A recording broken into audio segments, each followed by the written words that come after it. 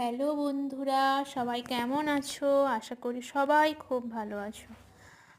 আজ আমি নিয়ে এসেছি আপনাদের জন্য একটি মিতব্যয়ী মেকআপ কেমন করে করতে হয়।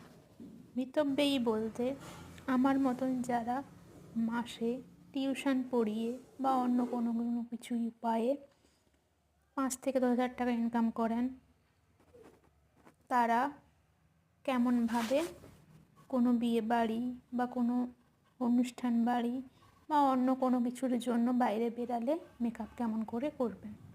আমি ফার্স্ট পরিষ্কার করে নিয়েছি আমার হাতটা, তারপর আমি হালকা টোনার দিয়েছি, তারপর আমি দিয়েছি সিরাম, প্লাম্পের সিরামটা আমি ইউজ করি, ওটা দিয়েছি।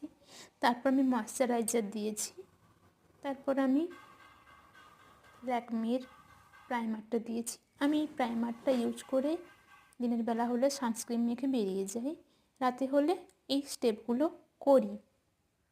এরপর আমি কি করেছি, একটা ফাউন্ডেশন দিয়েছি, মামা আর্থের ফাউন্ডেশনটা দিয়েছি। কিন্তু মামা আর্থের ফাউন্ডেশনটা আমার একদমই পছন্দ নয়।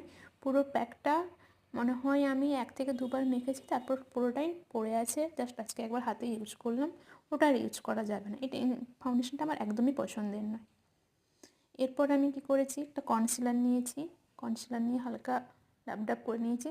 ফেসে যখন করবে তখন পুরো মুখে কনসিলার লাগাবে না, যেখানে যেখানে কালো কালো দাগ রয়েছে ওইখানে ওইখানে কনসিলারটা দেবে।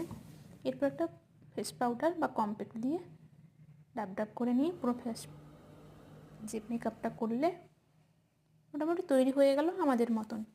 আমরা যারা মেকআপ আর্টিস্টও নয় আর সব সময় মেকআপও করি না, আর বিশাল কিছু মেকআপের সম্বন্ধে জানিও না।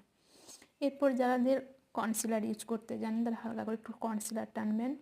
যারা হাইলাইটার ইউজ করতে খুব পছন্দ করেন তারা মেন পয়েন্ট যেমন নাকের ওপরে, চিকের সাইডে একটু হাইলাইটার দিলে বেশ চিকচিক ভাব আসে। আর আর কি করবেন, আর হচ্ছে ব্লাশ দেবেন। আমার ব্লাশটা নেই, তার জন্য আমি দেখাতে পারলাম না। ব্লাশ দেবেন, এটা লাল আভা আভা লাগে, বেশ ভালো লাগে।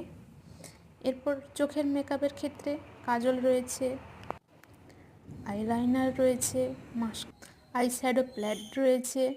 এরপর ওইগুলো হালকা হালকা করে নিজেরা ইউজ করবেন এবং লিপস্টিক, লিপ লাইনার ইউজ করে হালকা একটা টিপ পরে চুলটাকে এলোমেলো করে খুলে হালকা একটু স্টাইল করে বেরিয়ে যাবেন। দেখুন মেকআপটা কেমন হয়েছে। আমি একদম বাড়ির লাইটেই কিন্তু মেকআপ করেছি। আমার কাছে কোনো বেশি লাইট, কোনো রিং লাইট বা বেশি ভোল্টেজের লাইট কোনো কিছুই নয়। বাড়ির যে লাইটগুলো জ্বলে ওইগুলো বাইরে বেরোলে